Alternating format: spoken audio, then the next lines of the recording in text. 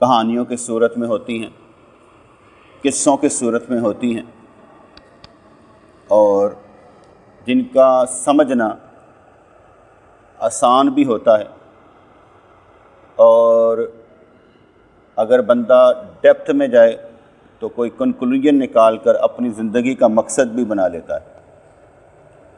عمومی طور پر ہر بات ہم پر اتنا اثر نہیں کرتی، وقتی طور پر اثر ہوتا ہے اور اس کے بعد اثر غائب ہو جاتا ہے۔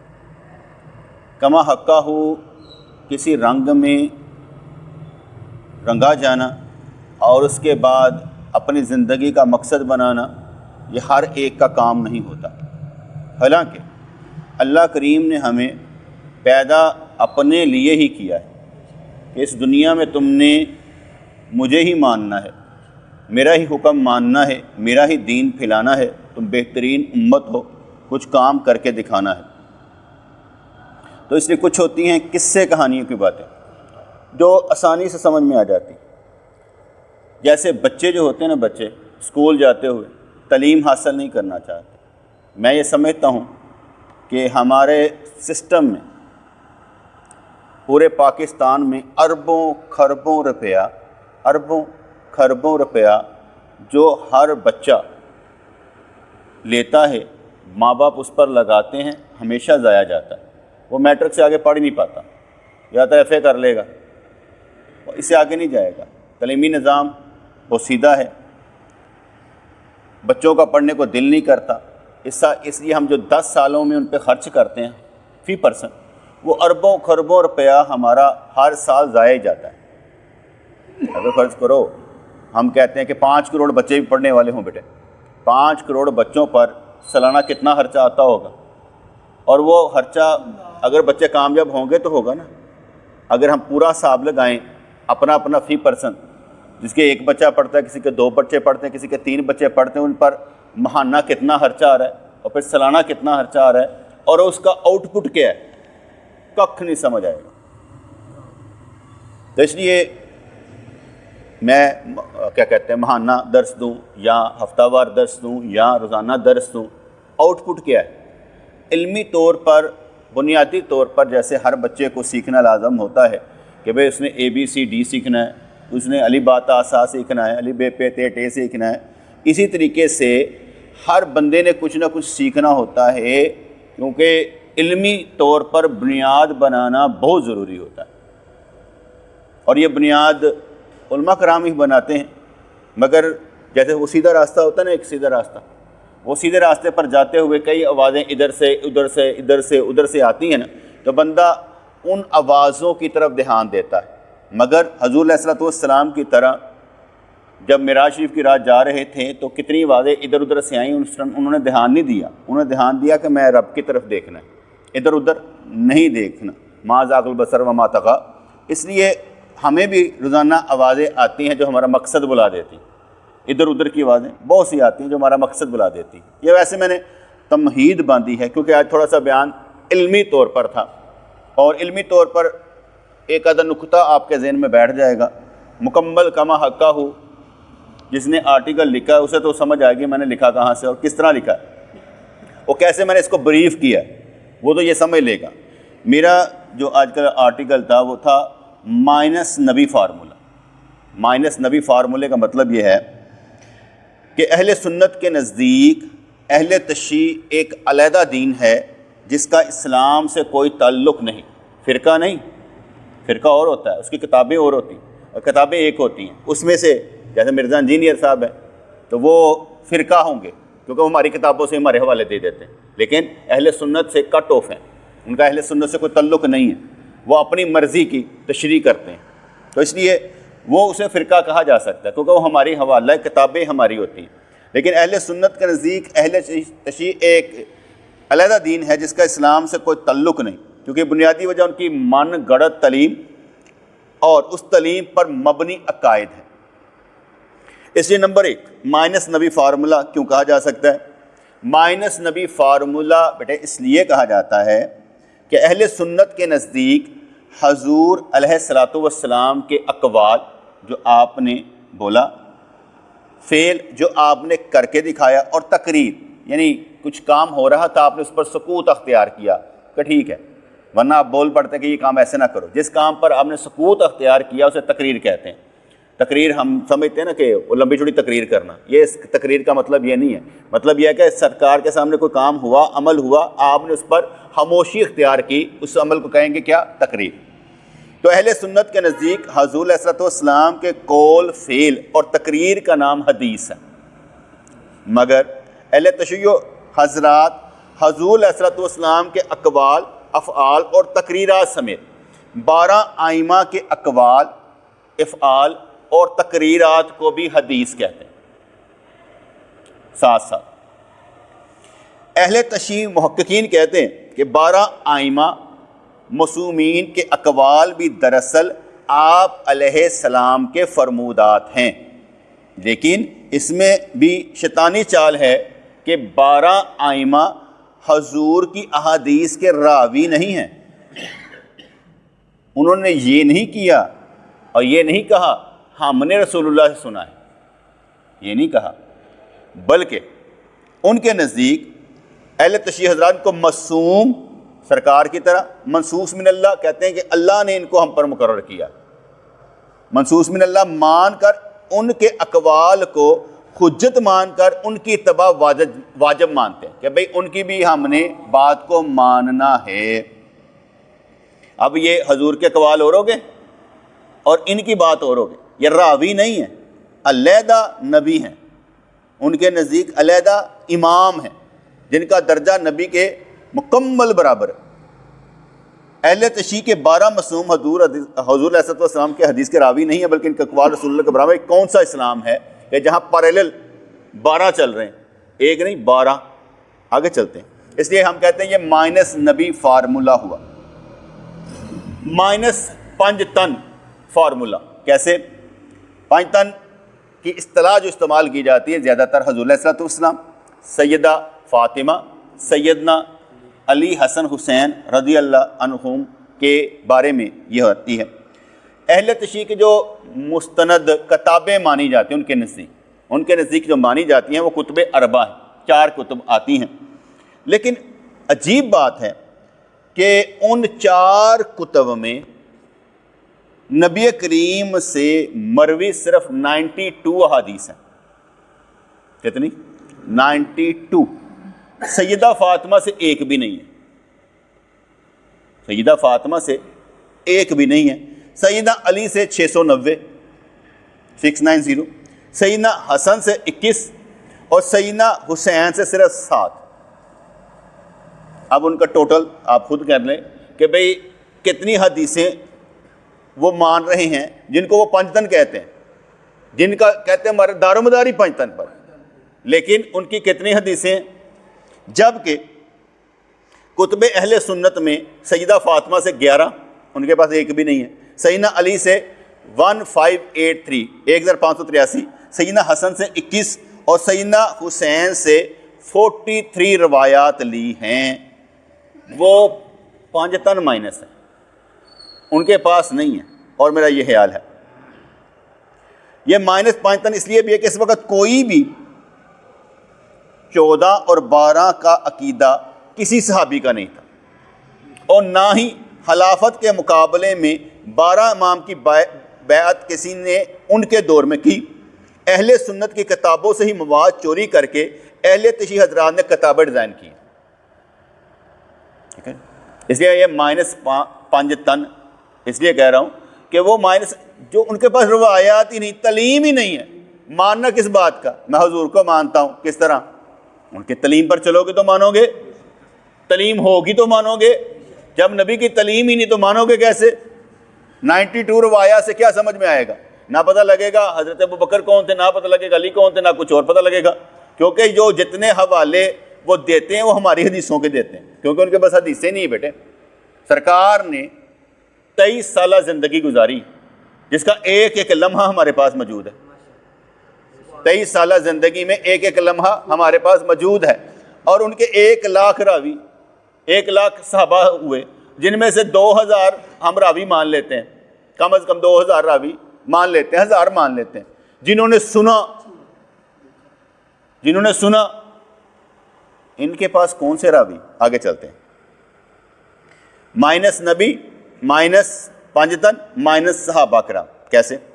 اہل سنت کے نزدیک اصحابہ کلہم عدول، فارمولے کے مطابق سب صحابہ کرام کی روایات قابل قبول ہیں. ہر صحابی جس نے سرکار کو دیکھا اور بیان کیا اس کی روایت قابل قبول ہے. لیکن اہل تشریح حضرات صحابہ میں بھی عادل، فاسق، منافق، بدعتی اور دیگر اقسام موجود ہیں. وہ کہتے ہیں جی صحابہ بدعتی بھی سن، منافق بھی سن، یہ تھے. اور عادل صحابہ سے مراد وہ صحابہ ہیں جو سیدنا علی کے ساتھ کھڑے رہے. سوال وہ کتنے اور کون سے صحابہ ہیں جن کا عقیدہ 14 اور 12 کا تھا اور جو ہمیشہ سیدنا علی کے ساتھ رہے؟ کیونکہ باقی صحابہ تو اہل تشریح کے نزدیک مسلمان ہی نہ رہے. تو حضرت علی کے ساتھ کون تھا؟ حضرت ابوبکر صدیق کے ساتھ کون تھا؟ تو اگر دیکھیں گے اٹھا کر تو سارے ادھر ہی تھے بشمول حضرت علی رضی اللہ تعالیٰ. تو یہ کون سے صحابہ کے ساتھ تھے جو کہہ رہے کہ مولا علی کے ساتھ ہیں؟ اس لیے یہ مائنس صحابہ بھی، ان کے اندر صحابہ بھی نہیں ہیں. مائنس راویان حدیث صحابہ کرام. اہل سنت کے نزدیک راویان حدیث صحابہ کی تعداد 5000 ہے جنہوں نے حدیث روایت کی کہ میں نے سنا ہے ضرور سے یار. اور دوسرا کم بھی کر لیں تو راویان حدیث صحابہ کی تعداد 2000 یا 1500 ہے. اہل تشیع حضرات اگر صرف مولا علی کے ساتھ کھڑے صحابہ کرام سے روایات لیتے ہیں تو کون سے 14 اور 12 عقیدے والے صحابہ سے روایات اہل تشیع نے لی؟ کیونکہ 99% صحابہ کرام تو اہل تشیع کے نزدیک صحابہ ہی نہ ٹھہرے، جس میں مکثرین صحابہ جنہوں نے کثیر روایت کی ہے، حضرت ابو ہریرہ اور حضرت عائشہ بھی شامل. یہ ان کو مانتے ہی نہیں. جب مانتے ہی نہیں ہیں، اہل اپنے ماں کو ہی نہیں مانتے جن کو اسلام نے عزت دی اور دین جن سے پھیلا، ان کو ہی نہیں مانتے. تو یہ مائنس صحابہ کرام فارمولا. مائنس حضور یعنی تعلیم نبوی. حضور کا مطلب یہی ہے نا کہ میں آپ کو نہیں مانتا، میں موجود تو ہوں، مانتا نہیں، تیری گل نہیں مانتا. مان کس کو نہیں رہے؟ میں تیری نہیں مانتا. تعلیم کو نہیں مانتا، میں تیری بات نہیں مانتا، یعنی میں تجھے نہیں مانتا. اس کا مطلب یہ نہیں کہ وجود تو ہے، ماننا کیوں نہیں؟ وجود تو ہے، ماننے کا مطلب یہ میں تجھے نہیں مانتا، تیری بات ہی نہیں مانتا، تجھ پر ایمان نہیں رکھتا، جا.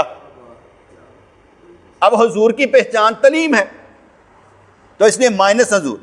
اہل تشیع کی کتب اربع میں نبی کریم صلی اللہ علیہ وسلم کے قولی، فعلی یا دور نبوت کے واقعات کی تعداد جو 4 ہیں کتابیں ہیں نا.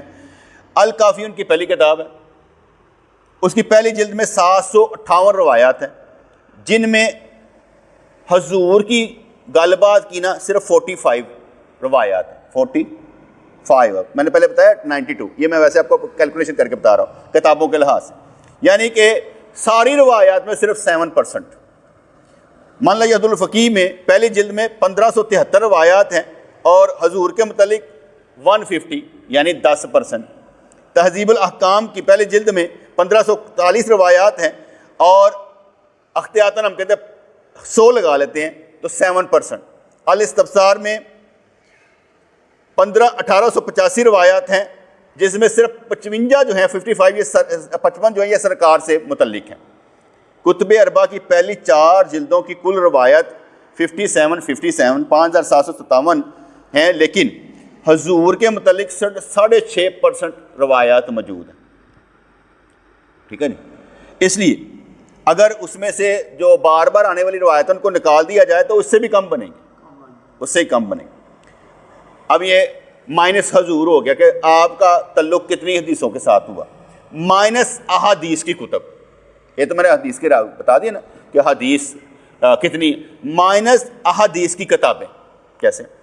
اہل سنت کے پاس صحابہ کرام، تابعین، تبع تابعین کے 456 احادیث کے مجموعے ملتے ہیں جو پہلی صدی ہجری میں تھے. پہلی صدی ہجری میں، پہلے 100 سال میں ملتے ہیں.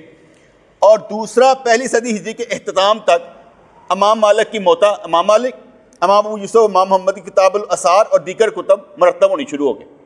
اس کے علاوہ محدث خطیب بغدادی نے اپنی کتاب میں حرمین شریفین مکہ مدینہ پاک میں، عراق، شام، مصر اور یمن میں حدیث کے معروف مشائخ کی درسگاہوں کی تفصیل دی ہے کہ سارے پاسے مشائخ بیٹھ کے سن درسگاہوں کھل گیا، ایسے مدرسے کھل گئے. کھلے ہوئے تھے جس میں جوک در جوک صحابہ کرام یعنی کہ طالب علم آتے تھے اور احادیث لے رہے تھے کثیر تعداد میں. یہ اب کھل چکے تھے, کتابیں بھی موجود ہیں, درس گاہیں بھی موجود ہیں, روایتیں بھی لی جا رہی ہیں, بیان بھی کیا جا رہا ہے.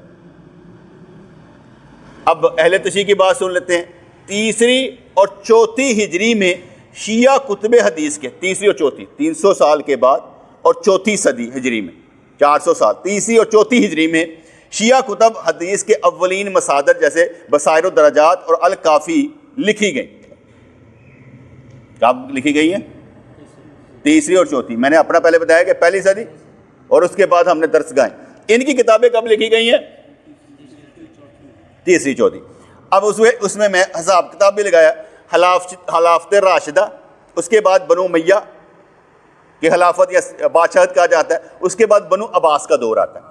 حضرت علی رضی اللہ تعالیٰ عنہ شہید ہوئے 40 ہجری میں, سیدنا حسن جو ہوئے ہیں 49 ہجری میں, سیدنا حسین جو ہوئے ہیں 61 ہجری میں, سیدنا زین العابدین جو وفات پائی وصال کیا 95 ہجری میں, سیدنا باقر 114 ہجری میں, سیدنا جعفر 148 ہجری میں, سیدنا موسیٰ 183 ہجری میں, سیدنا علی 203 میں, محمد تقی 220 میں, سیدنا علی نقی 254 میں, سیدنا حسن عسکری 260 ہجری میں دنیا سے چلے گئے. ان کی کتابیں کب آئیں؟ ان 12 امام کے بعد ان کی کتابیں تیسری اور چوتھی ہجری.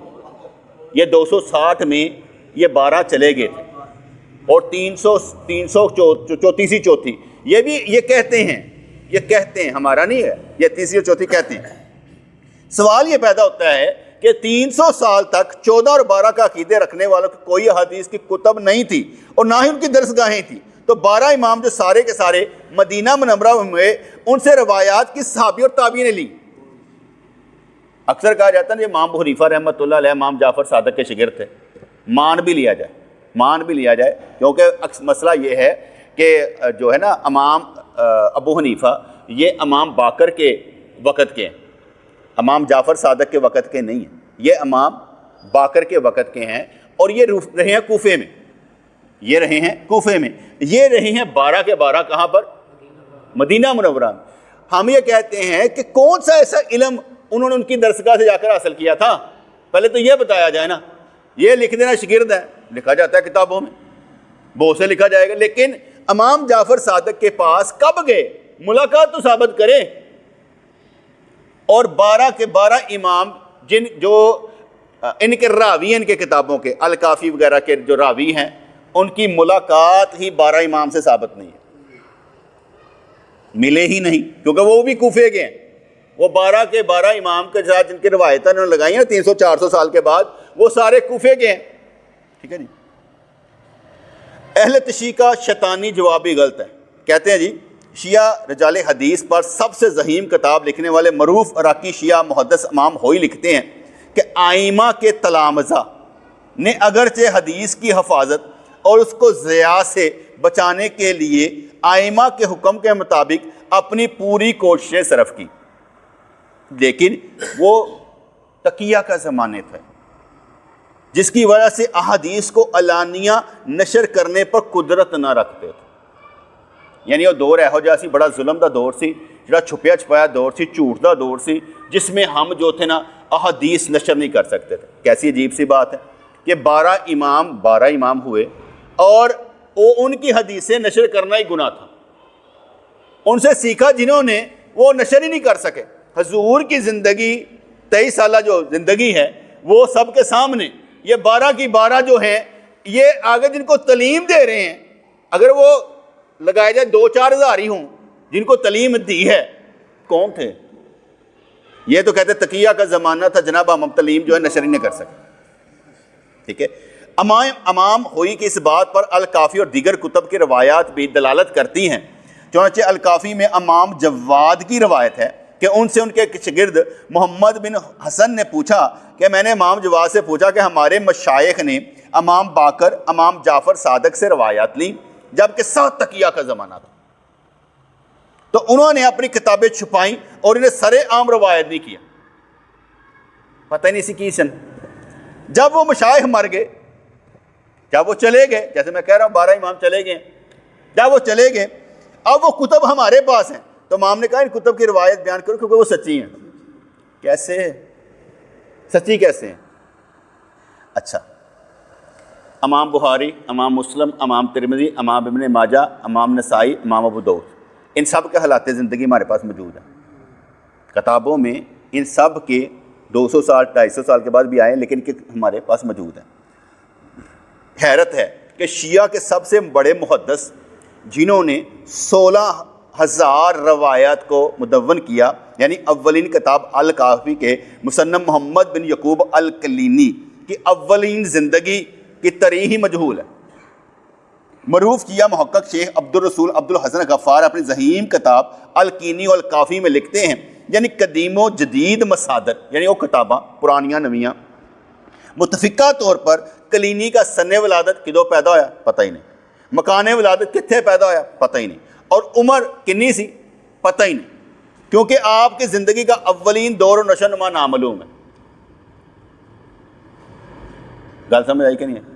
جیڑا انہوں دا وڈا محدث ہے جنہیں 16,000 روایت لی ہے، کون ہے پتہ نہیں. آگے چلتے دوسری جگہ لکھتے ہیں، یعنی صرف شیخ کلینی کی اولین احوال نامعلوم نہیں ہے بلکہ ان کے والد یعقوب بن اسحاق جن کا مقبرہ آج کل مزار عام ہے، ان کی سیرت کے بارے میں تاریخ ہمیں زیادہ تفصیل نہیں ہوتی، پیو دا بھی نہیں پتا.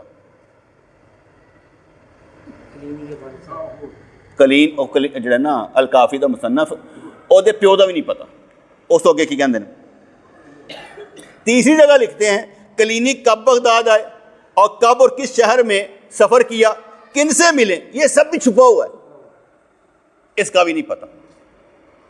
چوتھی جگہ لکھتے ہیں یہی وجہ ہے کہ شیخ کلینی کا تذکرہ ہمیں، یہ اہم بات ہے، ہمیں 6 صدی ہجری کے ابن عساکر، 7ویں صدی ہجری کے ابن اسیر اور 8ویں صدی ہجری کے علامہ ذہبی کے ہاں ذرا تفصیل سے ملتا ہے. کب؟ 6، 7ویں، 8ویں ہجری میں ملتا ہے. میں نے آگے بتایا تھا یہ 300 سال تک پردہ خفا میں رہے، کتابیں ان کی لکھی گئی ہیں، کہتے ہیں 300 سال بعد. اگر بڑے کتابیں لکھی جاتی ہیں نا، آج کے دور میں کوئی کتاب لکھے گا تو ہم کو معلوم ہوگا. اگر آج کے دور میں کتاب لکھی گئی ہو تو 50 سال پہلے کا کوئی بندہ نہیں بتا سکتا یہ کتاب ہے، کیونکہ ریکارڈ میں نہیں ہوگا. 6، 7ویں، 8ویں ہجری کا مطلب یہ ہے کہ 400-500 سال پہلے ان کا نام ہی نہیں تھا، اس لیے علماء نے نام ہی نہیں لیا. ان کا نام تو آیا 6، 7ویں، 8ویں ہجری میں، یہ تو پہلے تھے ہی نہیں، اس لیے یہ کہاں سے آ گئے. اب راز کی بات بھی سننا، صرف شیخ کلینی نہیں بلکہ مرکز بحوث کم سے الکافی کا محقق شدہ نسخہ جو محققین کی ایک جماعت کی تحقیق کے ساتھ چھپا ہے، اس کے ضخیم مقدمے میں کتاب کے محققین لکھتے ہیں، یعنی شیعہ کے کابرین، شیعہ جننے وڈے نے، یہ زندگیاں باوجود پردہ خفا میں ہیں. اس راز کو کھولنے میں ابھی تک بحث و تحقیق کے دروازے بند ہیں. نہ تو بحث کی جا سکتی ہے نہ تحقیق کی جا سکتی ہے. باسٹرڈ دین ہے، اور کی کہہ رہے ہیں، حرامی دین ہے. نہ پیو دا پتہ، نہ استاد دا پتہ، نہ کسی اور دا پتہ، کنے کریٹ کیتا، کتنے بیٹھ کے سن لائی گئی اسلام دے اتنے، معلوم ہی نہیں. کیونکہ ان زندگیوں پر دلالت کرنے والا مواد ہی موجود نہیں ہے. خصوصاً 5ویں صدی میں شیعہ مکتبات کو جلانے کے بعد یہ مواد ختم ہو گیا. لوگ نوی کہانی سناتے ہیں، جیسے اسی ریکارڈ جلا دیں نا کہ بھائی ساڑھے وہ فلانی جڑے فیکٹری کا ریکارڈ جل گیا، کہتے جو 5ویں صدی ریکارڈ جل گیا سی. ریکارڈ کنا کسی کتنے پیا سی جڑا ساڑتا جے فرق ہے. یعنی کہ ان ہستیوں نے 12 امام جن کو یہ مانتے ہیں، انہوں نے کتنے کم لوگوں کو بتایا تھا اور کتنا اکٹھا کیا گیا کہ وہ سڑ گیا. اس کے بعد اسے تمہارے پاس کہاں سے آیا؟ تعلیم کہاں سے آئی؟ من گڑت دی. بے بنیاد دین اس لیے کہا جاتا ہے کہ جن کی کتابوں کا دور دور تک علم نہیں، محل کے محدثین کا بھی علم نہیں، کہاں یہ مٹیریل تیار کیا گیا. مسلمانوں میں تفریق پیدا کرنے کا یہ دین کس نے تیار کیا؟ اس لیے یہ ہے مائنس نبی فارمولا. یہ آپ کو کھلاتے جائیں گے. کبھی کہیں گے فدق کا اپنے مولوی دے سر تے قرآن رکھ کے پوچھو فدق دا مسئلہ کی حل کیتا سی. یہ ان کو نا ہر ایک یہ بات دی گئی، اور مولوی کے سر پر قرآن رکھ کر پوچھو فدق کے متعلق کیا ہوا تھا. تمنا انہیں کوئی نہیں. یعنی مولوی صاحب نے تو ساڑی کتابیں تو ہے نہیں، جب تمہاری کتابیں ہی نہیں ہیں اور تم خود کہہ رہے ہو مٹیریل تیار کہاں کیا گیا؟ کون سا ایرانی جہنم میں تیار کیا بھائی؟ بتاؤ تو صحیح، کون سی مشین سے نکلا ہے تمہارا؟ کب چھپا تھا؟ مجھے یاد پڑتا ہے کہ ایک جگہ میں نے پڑھا تھا کہ ان کا جو مسئلہ تھا، انہوں نے جب کیا کہتے ہیں پہلی تفسیر لکھی نا اس وقت میں، تو انہوں نے اپنا جو بندہ تھا نا وہی مار دیا تھا، جس نے تفسیر لکھی اسی بندے کو مار دیا۔ جی کہتے کہ 8ویں صدی ہجری میں فقہ جعفر کی پہلی کتاب لمغہ و مشکیہ جو محمد جمال الدین مکی نے لکھی، مگر اسے واجب القتل قرار دے کر قتل کر دیا گیا، کیونکہ ایک ایسا گلا نہ نشر ہو، یہ چھپاتے تھے اپنے دین کو، اس لیے یہ کہتے تھے ہماری باتیں نشر نہ ہوں، اسے واجب القتل قرار دے کر قتل کر دیا گیا 8ویں صدی ہجری میں۔ پہلی کتاب ان کی آئی تھی بنیادی طور پر، یہ رونا یہ کہ تیسری چوتھی نہیں، یہ 8ویں صدی ہجری میں فقہ جعفر کی پہلی کتاب، اسے شہید اول کا لقب بھی دیا گیا، مار کے آپ شہید بناتا گیا۔ فقہ جعفری لکھنے والوں کے کام زیر زمینی ہوتے رہے ہیں۔ اس کے بعد علامہ زین الدین نے لمغہ دمشقیہ کی چرا روضۃ البقیہ کے نام سے لکھی، مگر اسے بھی قتل کر دیا گیا، کیونکہ اب بھی ان کا شیعوں کا نا رولا پڑا ہوا ہے ولایت فقیہ والے سے۔ یہ جواد امام جواد جتنے بھی ہیں نا یہ ولایت فقیہ کے ساتھ تعلق رکھتے ہیں۔ یہ دوسرے جو ہیں نا یہ جو گھوڑا پوجنے والے ہیں دوسرے، یہ اور طرح کے، یہ پاکستان میں چاہتے ہیں کہ اب یہ گھوڑے والے کام ختم ہو، ہم کسی کو خون دے دیں اور زنجیریں نہ ماریں، اب یہ کام ختم کرنا چاہتے ہیں، لیکن جس طرح ہم جہالت نہیں ختم کر پا رہے وہ کہاں سے کر پائیں گے؟ ان کی روٹیاں اس سے بندھی ہوئی ہیں، جیسے ہم ابھی تک 11ویں شریف کے چکروں میں پڑے ہوئے ہیں، 11ویں شریف کرانی ہے، وہ ختم کرانا ہے، وہ 11ویں شریف ہے، واٹ نان سینس یار، نہ کرائیں گے تو گنہگار ہیں۔ 12 ربیع الاول پر ڈانس کرنے شروع کر دیے، کیا کر رہے ہو؟ اصل تعلیم آؤ، تعلیم کیا ہے؟ جن کو حضور کی دین کی تعلیم کا نہیں معلوم وہ لڑ کیوں رہے ہیں؟ بیٹے لڑیں گے نہیں تو کھائیں گے کیسے؟ لڑیں گے نہیں، اس لیے یہ سب ہم پر الزام لگاتے رہتے ہیں، اکثر و بیشتر یہ آپ پر الزام لگائیں۔ ایک نے نا بڑی گندی ترین گالیاں حضرت ابوبکر صدیق رضی اللہ عنہ کو دی، میں نے بڑے آرام سے سنی پڑھی، اس کے بعد اس نے کہا میں کہ یہ آپ کا یہ نفسیاتی پرابلم ہے، مجھے کوئی اس سے فرق نہیں پڑتا، مجھے اس سے کوئی فرق نہیں پڑتا، یہ آپ کا نفسیاتی پرابلم ہے، اور آپ کا یہ انداز اس لیے آپ کو دیا گیا ہے کہ تم نہ گالیاں نکال دینا۔ لازمی بات ہے مجھے غصہ چڑھے گا، کہتے تھے ابوبکر صدیق رضی اللہ عنہ کو گالیاں نکلی، میں الٹا کس کو گالیاں نکالوں گا؟ ٹھیک ہے، وہ تو چاہیں گے کہ ہم اہل بیت کے بارے میں کہیں، لیکن تمہارا تعلق اسلام سے نہیں ہے، یہ جو میں کام کر رہا ہوں اس لیے ان کو نکال رہا ہوں کہ تمہارا تعلق اسلام سے نہیں ہے۔ اور جو میں مثال دیتا ہوں نا اپنے لیے بڑی اچھی مثال دیتا ہوں، کبھی کبھی اپنے لیے بڑی اچھی مثال دینی چاہیے نا۔ حضرت حسان بن ثابت رضی اللہ تعالیٰ عنہ تھے نا، تو کافروں نے کہا کہ شاعری کا مقابلہ ہو جائے، تو انہوں نے کہا ٹھیک ہے، تو حضور نے پوچھا کہ اے ثابت میں بھی ان میں سے ہوں، قریش سے، تو مجھے کیسے نکالے گا؟ تو حضرت حسان بن ثابت نے کہا سرکار میں آپ کو مکھن کے بال کی طرح نکال دوں، آپ پر الزام کوئی نہیں آئے، یہ کام میں بھی کر رہا ہوں کہ اہل بیت کو ان سے نکال دیتا ہوں، کہتا تمہارا تعلق ہی اہل بیت سے نہیں، تو مسلمان ہی نہیں ہو۔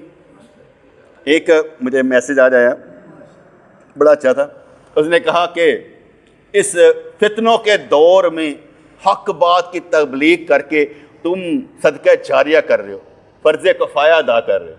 میں بڑے مسکرایا اس کی بات پر، جس کا مطلب یہ ہے کہ پتہ سب کو لگتا ہے کہ ٹھاٹھیا ہو کیا رہا ہے، لیکن زبانیں گونگ اس لیے ہیں کہ بولیں گے تو مار کھائیں گے، بولیں گے تو مار کھائیں گے نا، لڑائی ہو جائے گی نا شروع، کہ ہر بندہ کہے گا کیا یہ کیا ہو رہا ہے، وہ کہتے نہیں گورنمنٹ پکڑ لے گی۔ میرے لیے آسانی کیوں ہے؟ مجھے جانتا کوئی نہیں، مجھے مانتا کوئی نہیں، میں نظر آتا کوئی نہیں، میری پہچان کوئی نہیں، میں پہچان چاہتا ہی کوئی نہیں، لیکن یہ ضرور چاہتا ہوں کہ میری پہچان ہونا ہو دین صاف کر کے سامنے آ جائے، جیسے مجدد دین نہیں کرتے کہ وقت کے وقت میں ایسے آتے ہیں اور سارا دین صاف کر کے نکھار کے چلے جاتے ہیں، تاکہ لوگوں کے لیے راہ بن جائے کہ یہ کام تھا اصل جو بندہ کر کے نکل گئے، تاکہ میں تو آگے کہہ رہا ہوں ہماری نسل جو ہے وہ حضرت عیسیٰ علیہ السلام کے ساتھ کھڑی نظر آئے، تو ہم یہ سکھائیں گے تو آگے ہوگا نا۔ اس لیے یہ ہیں علمی باتیں، یہ ہیں علمی باتیں کہ جس میں کچھ نہ کچھ حاصل کرنا پڑتا ہے. علم جو ہوتا ہے نا یہ ذرا نا رٹے لگانے سے ذرا ادھر ادھر ہو جاتا ہے. کہتا ہے سامنے آ کر ساری تحقیق کر کے پروف دے کر کہتا ہے ہاں بتاؤ. ایسا بھی نہیں ہے بیٹے کہ ان کے بڑوں بڑوں پر اثر نہیں ہو رہا ہوگا. یہ بھی پکی بات ہے کہ ان کو بھی پتہ لگ رہا ہوگا کہ ہمارے لوگ جو ہے نا وہ سوال کر رہے ہیں. ایسا نہیں کہ سوال نہیں کرتے, سوال ایسے بھی کرتے ہیں. جب ہم 1.5 سال پہلے 2.5 سال پہلے جو ہے نا ہم جب دیوبندیوں کے خلاف بول رہے تھے 4 کفریہ عبارتوں کے, تو 4 کفریہ عبارتوں پر بول رہے تھے تو دیوبندیوں نے ہمارا پورا پیج کاپی کر کے شیئر کر کے, جب وہ شیئر کر لیں گے نا اس میں ہم مداخلت نہیں کر سکتے, وہی کریں گے. جب وہ پورا پیج ہمارا شیئر کر لیں گے, انہیں پورا پیج ہمارا شیئر کیا, شیئر کرنے پر وہ آپس میں اب بحث کر رہے تھے. اب وہ کہتے یار یہ اس بندے نے نا شیعوں کو بڑا کھپایا ہوا ہے, بڑا تنگ کیا ہوا ہے. اب ایک ان میں سے دیوبندی کہتا میں اس کے پیج میں گیا تھا 4 کفریہ عبارتوں پر بات کرنے کے لیے, وہ انہوں نے مینو بھی بڑھیا سنائی ہیں. کہتا بات سن, اس کے پیج پہ کمنٹ نہیں کرنا نہیں تو تیرے پیچھے پہ جائے گا, جدھر لگا لگا رہن دے. مجھے ہنسی آئی اس بات پر, میں کیا سارے کے جدھر لگا وہ لگا رہن دو, جس کا مطلب ہے سب کو اپنی پڑی ہوئی ہے کہ یار یہ سچا بندہ آ کہاں سے گیا. بیٹے ایک ہوتا ہے جماعت کے لیے لڑنا, میں جماعت کے لیے لڑ ہی نہیں رہا. میں جماعت کسی کا ہوں, میں تو کہتا اہل سنت و جماعت ایک ہی ہے, عقائد کا نام ہے, تعلیم کا نام ہے, ٹھیک ہے. اس لیے میں نے ایک چال کیا چلی ہوئی ہے کہ جب ہم کریں گے نا جی ہم مقلد ہیں, تو مقلد پر کہاں سے ثابت ہے, کس طرح سے ثابت ہے, یہ پوچھتے رہیں گے. میں نے چال یہ چلی, میں کہ جی پہلے دور میں تو مقلد تھے نا, اس کے بعد معاملہ آ گیا سعودیہ کا, اور سعودیہ نے تو قانون توڑ دیا اور نیا قانون دیا کوئی نہیں. جو پاکستان میں رہنے والے سلفی توحیدی محمدی وہابی دیوبندی حنفی جتنے بھی ہیں جو یہ کہتے ہیں کہ حرمین شریفین کے پیچھے نماز ہو جاتی ہے, تو مہربانی کریں ان کے ساتھ ایک ہو جائیں, ان کے ساتھ ایک ہو جائیں. جیسے وہ نماز پڑھتے ویسے ہی پڑھیں. یہ کیا بات ہوئی ادھر ان کے پیچھے نماز اپنے ان کے طریقے پڑھ کے ادھر آ کے اپنا طریقہ شروع کر دیا جائے. اگر وہ اچھا طریقہ ہے جو حرمین شریفین کے یہاں پہ وہ رکھیں, یہاں پر کام کرے. اچھا اب پہلے تو آ کے نا وہ تقلید پہ نا رولا ڈالتے, اب جب نیچے آ کے پڑھتے ہیں نا کہتے کریے کہ انہیں تو تھلے آ کے بن کے مارے سن, آخر میں کہہ دیا ہے ان کے ساتھ ہو جاؤ. جب بھی کوئی آتا ہے نا ہاں تسی مقلد, میں کہ یار باڑ میں گئے مقلد, تم لوگوں نے شٹل کاک بنایا ہوا ہے, تم مقلد میں غیر مقلد, تم مقلد, آپس ہی کھیڑی جاندے پہ. عوام کہاں جائے؟ عوام پوچھے غیر مقلد سے تب گالیاں کھائے, اگر مقلد سے پوچھے تب گالیاں کھائے. کیوں بھائی؟ تم لوگ یہاں تو دیوبندی بنا دیتے ہو, یا وہابی بنا دیتے ہو, یا بریلوی بنا دیتے ہو, نہ کچھ ادھر بنا دیتے ہو, اور مسلمان بھی رہنے دینے کے دینا, تحقیق کرنے دو. کون ہو تم لوگ؟ آگے جواب کوئی نہیں. یہ بیٹے علمی جنگ ہے, دماغی جنگ. دماغی جنگ میں کبھی بھی اعصاب کو کمزور نہیں ہونے دینا, اپنے اعصاب جو ہے نا قائم رائم رکھنے. بڑی بڑی چیزیں آپ کو آئیں گی یار یہ کیا. مجھے یاد پڑتا ہے ایک دفعہ میرا جو تھا نا دماغ تھوڑا نا وہ خراب ہوا, مجھے ایسا لگنا شروع ہو گیا کہ میں ہی غلط ہوں باقی سارے صحیح نے, جڑا جتنے لگا رہن دو, مجھے کی ضرورت ہے. جب دماغ ایسے ہوا نا تو مجھے ایسے لگا کہ میں نے دوستوں کے پیسے ضائع کر دیے. اتنے سال جو میں نے پیسہ لگایا اس کام کے لیے وہ تو ضائع چلا گیا. ہمیں کیا ملا؟ اگر یہ ٹھیک ہے سارے کے سارے لگے ہوئے ہیں تو پھر ہم کہاں پر کھڑے؟ یہ 2-4 دن نا میری حالت رہی, کیونکہ بار بار مسلسل کام کر کے نا وہ دماغ پر لگتے نا ٹھک ٹھک. اگلے کی باتوں پر بھی تو اگلے کی باتوں کا بھی تو ہم پر اثر ہوگا نا. اگر ہماری باتوں کا ان پر اثر ہوتا ہے تو ان کا بھی تو اثر ہم پر ہوگا نا. تو اثر ہوا, پھر اس کے بعد تھوڑی دیر بعد ذرا گٹا صاف ہوئی کہ نہیں ہم ٹھیک ہیں. اگر کوئی بندہ ہماری باتوں کا جواب نہیں دے پا رہا تو اس کا مطلب ہے ہم ٹھیک ہیں, ہم غلط نہیں ہیں. وہ غلط ہیں جو دفاع اپنا نہیں کر پا رہے. صاف کہہ دیں ہم غلط ہیں, ختم ہو جاتی بات. ان کی چلاکی مکاریاں اور یاریاں جماعتوں کی ہیں. کوئی ادھر سے پیسہ کھا رہا ہے ایران سے, کوئی سعودیہ سے پیسہ کھا رہا ہے, کوئی ختم و دردوں کا کھا رہا ہے. اسلام کا تو کوئی والی وارث ہی نہیں لگتا. ایسے لگتا ہے ہر ایک کی مسجد جو ہے نا وہ اسلام کا قلعہ ہے, باقی مسجدیں درار ہیں جن کو جلا دیا جانا چاہیے. ان کی مسجد قلعہ. جتنے بھی علماء ہیں سب ہم لوگ جو ہیں وہ ان کی تقریروں کے رسی ہیں, علم کے نہیں, علم کے کہیں نہیں, ان کی تقریروں کے رسی. کیا تقریر کی ہے یار, کیا تقریر کی, سمجھ کی آئی, عالم بن گیا. ایسے ان کے پاس ہے، وہ ذاکروں کی باتیں سنتے ہیں اور یہ سمجھتے ہیں آہا کیا نکتہ دیا، کیا نکتہ دیا۔ مثلا اکثر آ کر یہ نکتہ بیان کریں گے، وہ جو 40 سال کے بعد بت پرستی کرنے والے ایمان لے کر آئے، یعنی حضرت ابوبکر، عمر، عثمان رضی اللہ۔ تو میں نیچے ایک سوال لکھتا، اچھا تہاڈا کی خیال ہے کتوں انہوں نے ایمان لینا چاہیے تھا؟ اچھا اس کے بعد ماں مر جاتی، جواب دینا ایمان کب لانا چاہیے تھا؟ اگر وہ کہہ دیتے ہیں کہ پہلے، تو سرکار نے پہلے اعلان ہی نہیں کیتا، پھر وہ کہندے نے سرکار تے شروع تو ہی نبی سن، جس طرح وہ کہندے نے، تے اگر پہلے ہی نبی سن تو پھر سرکار نے کلمہ پڑھا لیتا ہوندا، حرف کدے تے آئے گا؟ سرکار تے آئے گا۔ اس طرح وہ نا جب ایسے منطقی کرتے ہیں ہم بھی منطق چھوڑ دیتے ہیں۔ اچھا چلو یہ بتاؤ، اپنے ماں باپ سے پوچھ کر بتا دینا کہ کب ان کو اسلام لانا چاہیے تھا؟ نیچے کوئی جواب نہیں ہے۔ یہ منطق سکھاتے ہیں، ان کا کام ہی آپ کے اندر شک پیدا کرنا ہے، شین سے شیعہ، شین سے شک، شین سے شیطان، ان کا کام ہے مسلمانوں میں شک پیدا کرنا۔ وہ شک پیدا کرنے کی کوشش کریں گے آپ کو ہر کام میں، اور ہم مسلمان مانیں گے تب ہے نا، ہم مسلمان مانتے ہی نہیں، وہ اسلام میں ہے ہی نہیں، وہ دوسرا کوئی دین ہے، فرقہ نہیں، دین ہے، وہ الگ دین ہے، الگ پہچان۔ کہیں گے ہم شام میں بھی، ہم عراق میں بھی، ہم جہاں مرضی باڑ میں جاؤ، مجھے کیا، تم کنجرخانوں میں بھی ہو، تم کنجریوں میں بھی ہو، تمہارا دین ہی متوالا ہے، میں کیا کروں؟ تو کتوں کی تعداد زیادہ ہی ہوتی، کیا ہو گیا؟ میں کیا کروں؟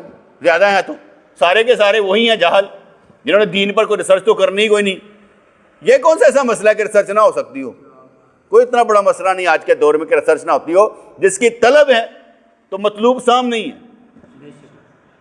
تو ہماری تو طلب تھی نا کہ یار ہمیں سیکھنا، ہمیں شوق تھا، ہمارے پیر مرشد نے ہمیں علم ہی تو دیا تھا، علم تو علم کے بغیر تو فقیری ہوتی کوئی نہیں۔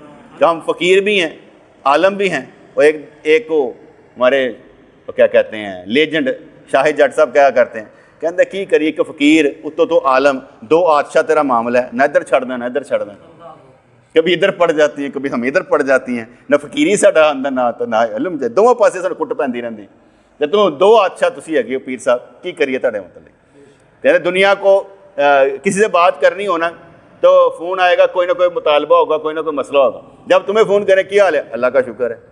کوئی مسئلہ؟ کہ میں کوئی مسئلہ نہیں۔ کہتے یار جنوں میں فون کیتا نا انہیں کوئی نہ کوئی میں پریشانی دسی، تو کلا بندہ جنہیں نہیں دسی، میں کہا میں تو ساڑھنے واسطے کردا نا، ساڑھ، مسئلہ کوئی نہیں۔ کسی کو ساڑنا ہونا بڑا آسان کام ہے، اور پوچھے کوئی مسئلہ نہیں، جدو پوچھے نہیں، تو یار اینو کیوں نہیں ہے گا، سانو کیوں ہے؟